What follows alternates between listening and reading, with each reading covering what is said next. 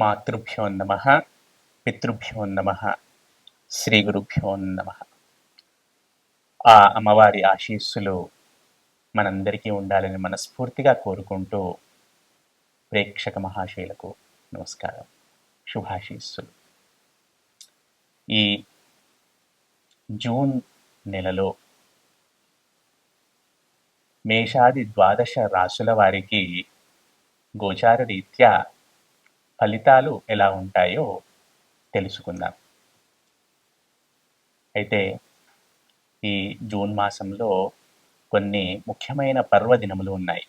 ముందుగా వాటి గురించి తెలుసుకొని తర్వాత మనము రాశి ఫలాల్లోకి ప్రవేశిద్దాం.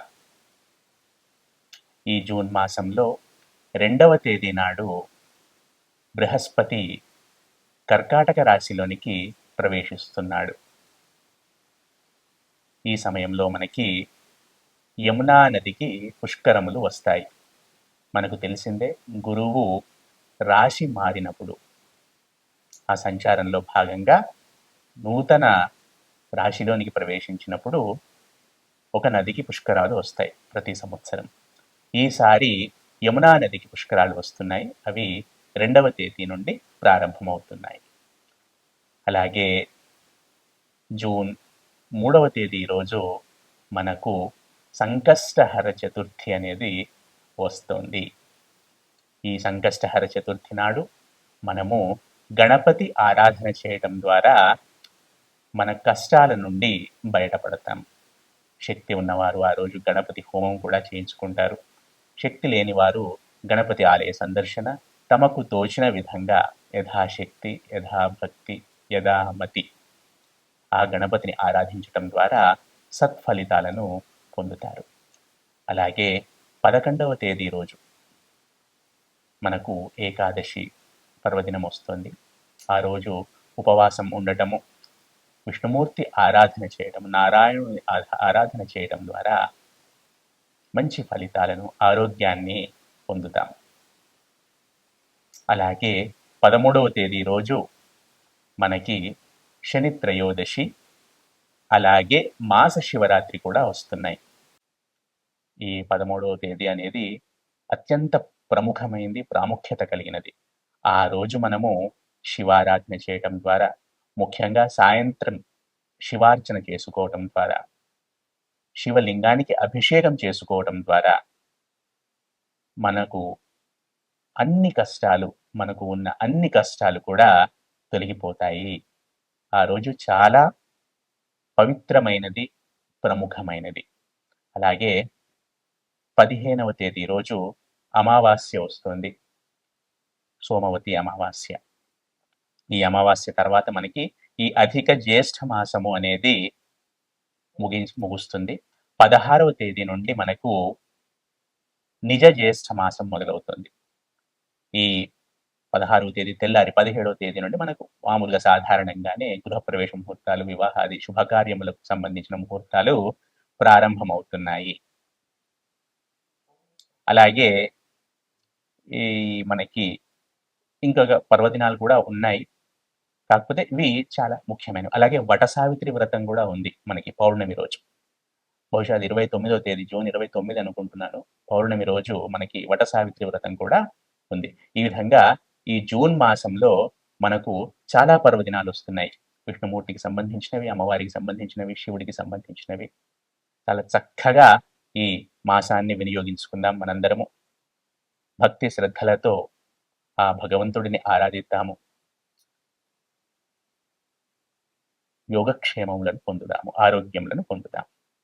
ఇక ఈ మాసం, ఈ జూన్ మాసంలో ద్వాదశాది రాశుల వారికి, మేషాది ద్వాదశ రాశుల వారికి ఫలితాలు ఎలా ఉంటాయో తెలుసుకునే ప్రయత్నం చేద్దాం. ముఖ్యంగా ఈ 12 రాశుల వారు గమనించదగ్గ విషయం ఏంటంటే, ఏదైనా నేను చెప్తున్నాను అంటే అది రాశిని బేస్ చేసుకొని చెప్తున్నాను. అందరికీ ఇది సూటిగా తగులుతుంది అని కండిషన్ ఏమీ లేదు. ఎందుకంటే వారి వారి జన్మ లగ్నములను బట్టి కొన్ని ఫలితాలు మారుతుంటాయి. కాకపోతే ఇప్పుడు నేను చెప్తున్నది జన్మ రాశిని ఆధారం చేసుకొని. కాబట్టి ఇప్పుడు ఒక 1,00,000 మంది ఒక రాశిలో ఉంటే 1,00,000 మందికి సూటిగా తగులుతాయని ఏమి రూల్ లేదు. వారి వారి జన్మ లగ్నములను బట్టి ఫలితాలు కొంచెం అటు ఇటుగా మారుతూ ఉండొచ్చు. ఇది ప్రేక్షకులు గమనించగలరు.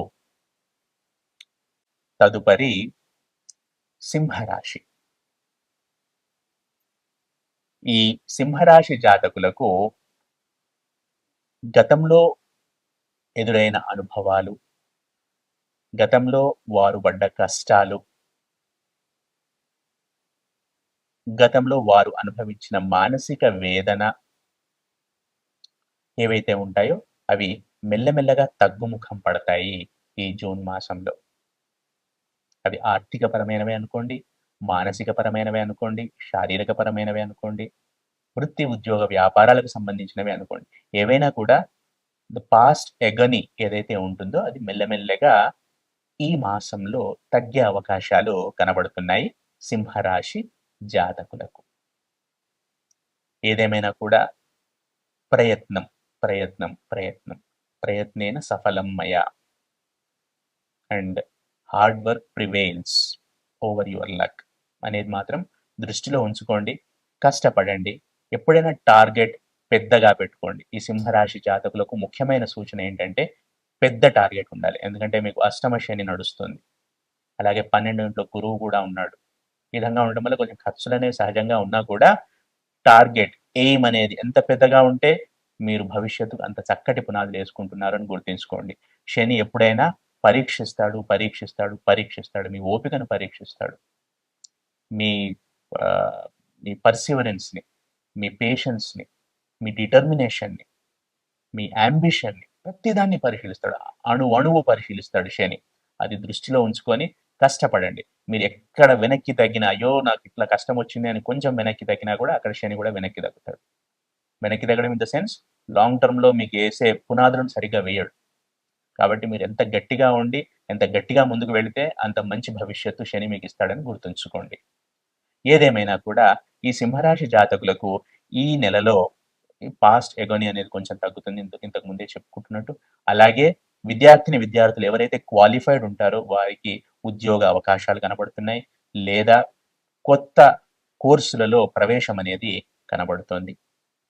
అలాగే వృత్తి ఉద్యోగ వ్యాపారాల్లో ఉన్నవారు కొంచెం ఆచితూచి ముందుకు వెళ్లాల్సి ఉంటుంది. ఎందుకంటే చిన్న చిన్న ఇబ్బందులు అనేవి కనబడుతున్నాయి.